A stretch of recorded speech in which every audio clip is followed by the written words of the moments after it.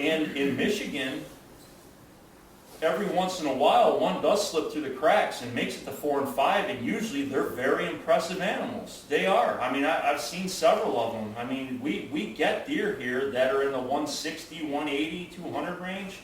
It happens. Every year there's a couple, but they've slipped through the cracks. I mean, this deer right here, the year before he grew that rack, somehow he slipped through the cracks because there's no way he would have made it down there.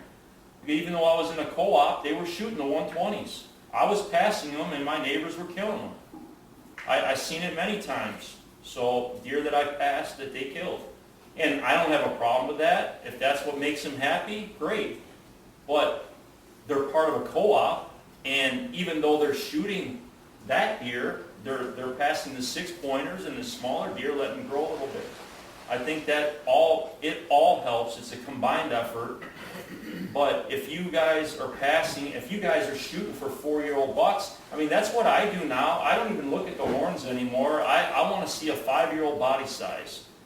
And sometimes they're hard to judge on the hoof. I mean, there's been nights I've been sitting on my farm in Iowa and I'll have 45, 50 deer in a food plot in front of me, and 7 or 8 of them will be in bucks in the 140 to 160 range.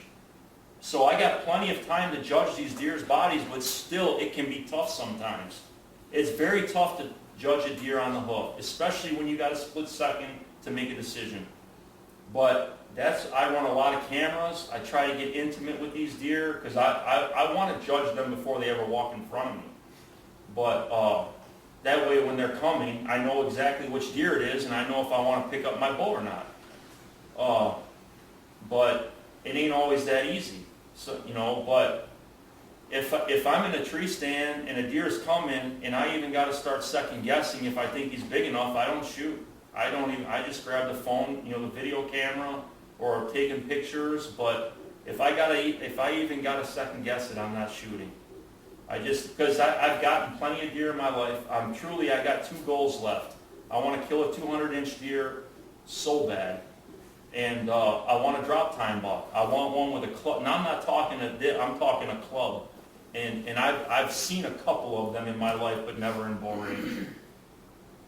But as far as that goes, starting a co-op, I love every bit of it. I do. I mean, and any guy that's sitting in this room, if you ever need a hand stand placement, work on your place, for habitat improvement.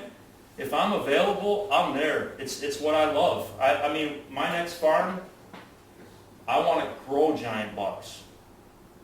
Meaning I want to do all of the work, the habitat. I want to grow giant deer. I want to have a giant deer sanctuary. That's my goal.